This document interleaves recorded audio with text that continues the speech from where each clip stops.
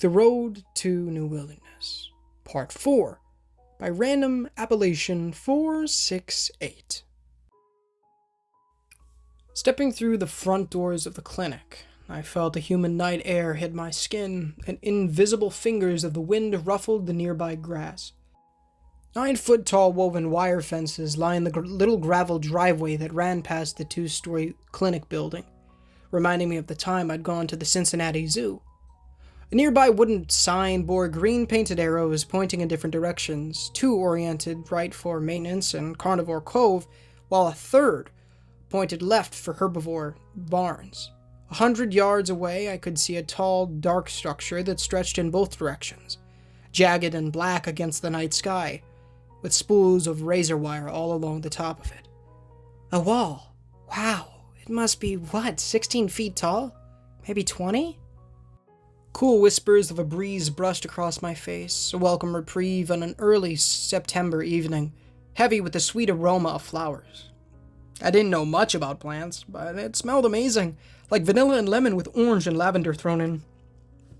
Overhead, a dazzling tapestry of dark navy blue stretched from one end of the horizon to the other, coated with millions of shining stars, and the silver moon hung right overhead. I'd never seen a sky so dark, so clear of intrusive light, and it took my breath away. All around I could hear the low hum of nocturnal life, some of which I recognized, like the chirping of crickets, croaking of frogs, or the hoot of a distant owl. Others were far more bizarre, unplaceable in my head, like the roar of something reptilian, or the scream of what sounded like an elk, but deeper.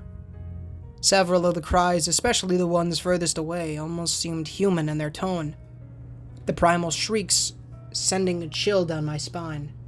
Jamie waited next to a small side-by-side ATV, its red paint half covered in chunks of dried mud. Seeing me gawking, she waved toward the sky. "I know, right? Like the world's biggest light show. Wait until your first thunderstorm. Those are wild here." I trudged over to the ATV, still taking everything in, the world lit by the soft glow of moonlight. "It's incredible. I never saw this many stars in Louisville."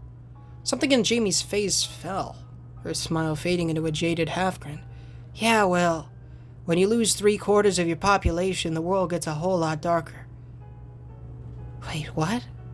My eyes must have been big as footballs because Jamie sighed and jerked her thumb towards the ATV. "Come on, I'll explain as we go. It's been a quiet night, so we won't have to rush." I climbed into the little cart beside her. Jamie's AK and nylon chest rig snuggled between us like a loyal dog. She flipped a switch, and we started to roll with a low electric whine. "Nice," I nodded at the cart in a weak attempt to break the silence. "Battery-powered?" Jamie's carefree expression returned, and she pushed the accelerator down to speed on to the left of the signpost. "Uh-huh.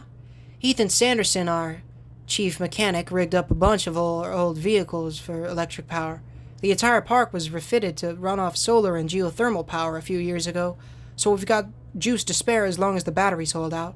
Good thing, too, since fuel is getting harder to find, and we have to save it for patrols." We bumped over a few potholes and whizzed between a line of tall fences.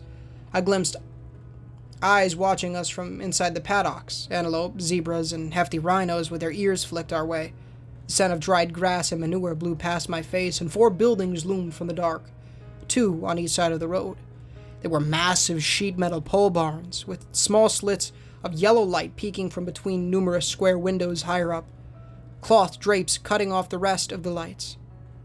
I caught the low hum of human voices from inside as we drove past, and the faint echo of a guitar. "What is this place?" I craned my neck at the barns as we passed, curious. "We're kinda like a big open-air zoo." Jamie pushed some stray golden hairs from her face. "I used to be a tour guide, drove buses, and talked about conversation, but ever since February, things have been crazy around here." Clinging to a handle welded to the roll cage, I thought back to what I'd seen in the forest. "I take it that's when those creatures showed up." The tires of the ATV crunched on the gravel around a little bend in the drive, and Jamie gave a small nod. "By the dozens. I've seen plenty of weird stuff out there since it all went to heck." Brain shredders, puppets, ringer heads. There's no end to the freaks that crawl out of the woodwork. Some of them aren't so bad, like the deer with glow-in-the-dark antlers, but the others... My skin crawled at the expression of hatred and fear that mixed on Jamie's face. She struck me as the strong, confident type, the kind of person who didn't get rattled easily. All things I lacked. Are we safe here? I eyed the rifle wedged between us. Jamie pointed without even looking at the shadow of the big wall to our right, which ran parallel to the road we drove on. As long as that stays up, we are. I helped build it. Took us weeks of work. Most things that could fly over it are small, so we're good. Most? Swallowing hard, I tugged at my seatbelt and eyed the wall. Where did they come from? It's called the breach. Jamie scratched at the back of her head, as casual in her tone, as if talking about a bad day at work. Dr. O'Brien thinks it's some kind of hole in our reality, putting out all kinds of radiation and electromagnetic energy. According to her, since nature always seeks balance, the energy tries to imitate the world around it, but ends up producing freaks instead of good copies. The air ached inside my lungs, and I winced at a bump in the road, my ribs still sore. So those things that attacked me, they were people? Jamie shook her head, a half-curious, half-morbid grin on her face. Technically, no. I mean, yeah, they look just like us, but if you cut one open, on the inside they're all wood, rot, and black goo like plant sap. All organics are made like that, half flesh, half plant. The technos are the ones that look like machines, but if you look close enough, there's the same black stuff inside them too, only it's closer to meat than plant. That's why they can feed on each other for energy, when they don't have humans or normal animals to hunt. My mind flashed back to the floating ball of shoes, the way it caught and reeled in each of the moon-eyed people, and crunched them into dust like a giant set of teeth. I remembered that enormous eye in the middle of all that sinew, the slithering tendrils, and how it watched me with a detached glare. Monsters. After years and years of pretending, I'd somehow stumbled upon real-life monsters. So what's your deal? Jamie caught me off guard, cocking her blonde head to one side as we drove on. I mean, no one in their right mind would come this far, if they honestly knew what was happening. What's a girl from big city Kentucky doing way out here? My face flooded with embarrassed heat.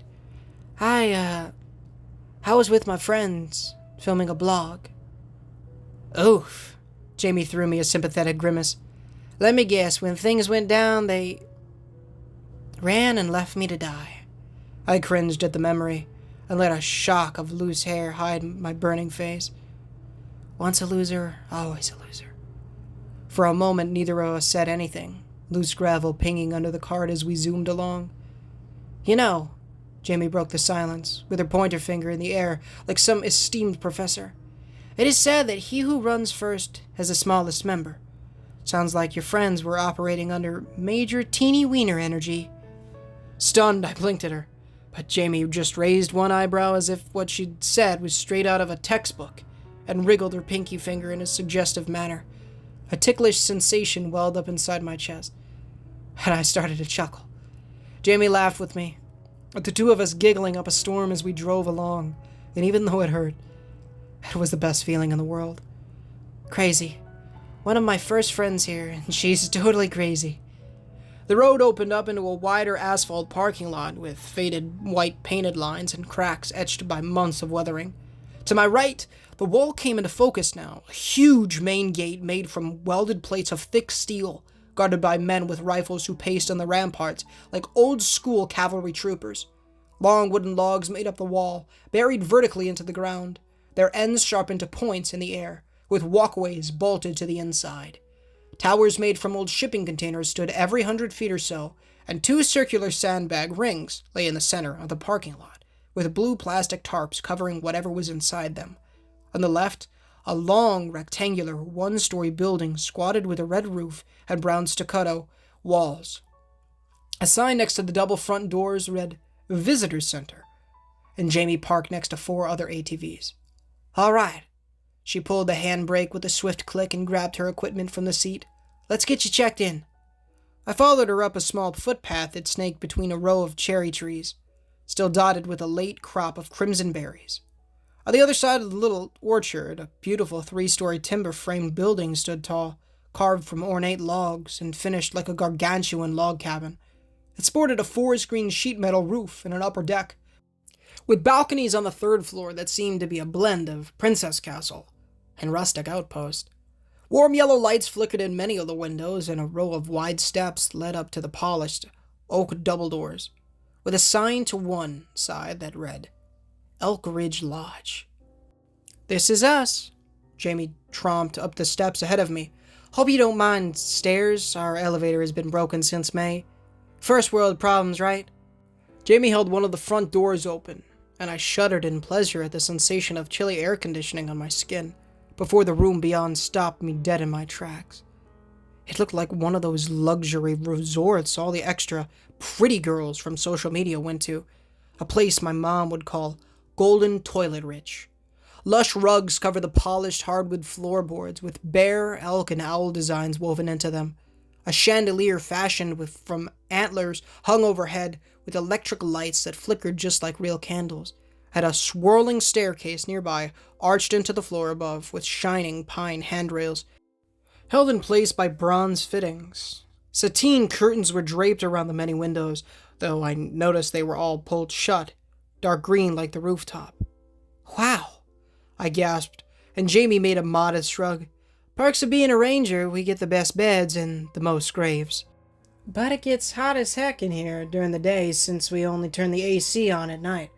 Gotta take it easy on our power grid." "Still." Shaking my head, I turned in a half circle and took everything in with hungry eyes. "It's gorgeous." Jamie sighed in the same, somewhat sad way she had back at the clinic, her green eyes staring into space. "You should have seen it before. I had my 21st birthday party here, back when things were normal." I couldn't help but feel sorry for her, and yet any words of condolence stuck in my throat. This place baffled me. On one hand, there were exotic animals, beautiful buildings, and state-of-the-art equipment, enough to make me wish I could buy a ticket for the next tour bus. On the other hand, a palisade wall now ringed everything, manned by men with guns, and my newest friend never went anywhere without an AK at her side. It felt like a twisted, upside-down, bizarro world, a mix between the upscale US and third-world Africa. I stood there, frozen in the luxurious foyer of the lodge, and wondered what I'd gotten myself into. At last, Jamie seemed to shake herself from whatever thought she'd been stuck on. "Come on, Sean's office is this way." She sauntered toward the hallway on the right side of the elegant stairwell, the lights reflecting off the dull-blued finish of her rifle. "I can't go back. Matt and Carla wouldn't come back for me, even if I called and pleaded on hands and knees. I'm stuck here. Stuck in this place where those things are still out." "Hey, you coming or what?" Snapped from my musings. I nodded at Jamie, who stood waiting by the hallway, and forced my legs to move. "Yeah, sorry, just thinking." With that, I followed the blonde ranger into a maze of carved wooden doorways and Indian weave carpets, my anxious heart beating a steady toll against my sore ribcage. Hey guys, and thank you so much for watching today's story. I'm sorry it has taken 3 whole days to get another part of this out, and honestly, this part wasn't much longer than the other ones, to be compared to the Some Person 125 stories, which is, if I know the day's kind of, wonky, or I'm getting a late start to the day, I usually kind of go to one of his stories, because they're, shorter. Random Appalachian stories are typically 20 to 40 minutes long, and which I love because I prefer longer stories. I'm like that with everything. Longer video games, longer movies, longer shows, just everything. You can always tell more story with that, and there's always more to do. It's just the best way to do anything. It's like people with Spider-Man 2 being like, okay, $70 for a 30-hour game. It's like, I don't know. GTA 6 trailer came out today, apparently. I haven't watched it. I suppose I'll link it in the description for you guys. I haven't watched it. I'm hoping it's good. I really would love to see some GTA 5 characters in it. Yeah, I've seen a clip of Ned Luke, for those who don't know, plays Michael. Um, Said it's gonna be even better and more worth the wait than GTA 5 was. I'm like, okay, bruv.